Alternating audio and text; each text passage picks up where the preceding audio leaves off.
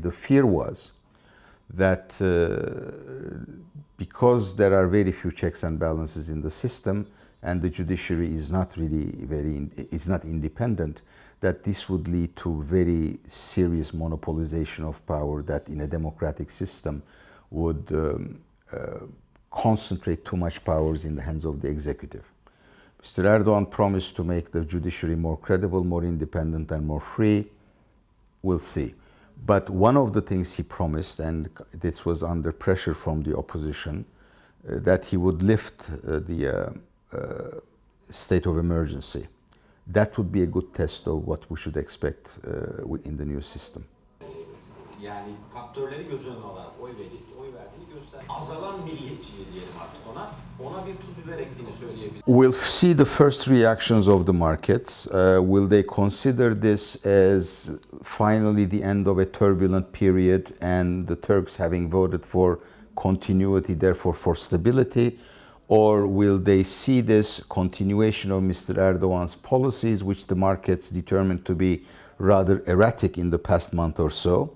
That remains to be seen. But I suspect that one of the priorities of Mr. Erdogan would be to form an economic team that could actually give confidence to Turkey's investors. Anlayışına doğru dönüştürmeye, bu tarafa doğru evirmeye dönük her türlü hamle zaman zaman karşılaşılan problemlerle ilgili sert çıkışlar. It will probably mean that Turkey will continue its policies.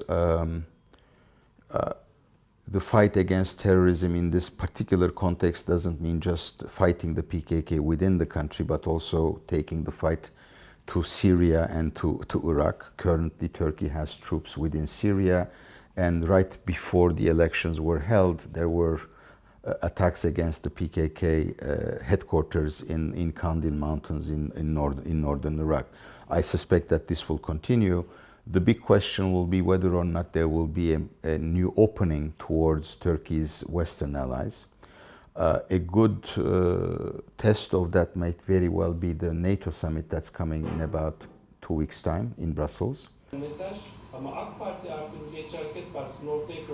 Looks like the E party has hurt CHP much more than it hurt the MHP. Because the relations with the EU have subsided from where they were about a year ago. The most important outstanding problems are with the United States that are related to America's support for the PKK's affiliate in Syria, the PYD.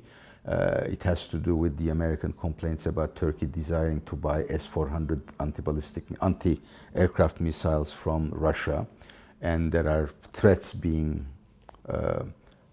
thrown back and forth about what might happen.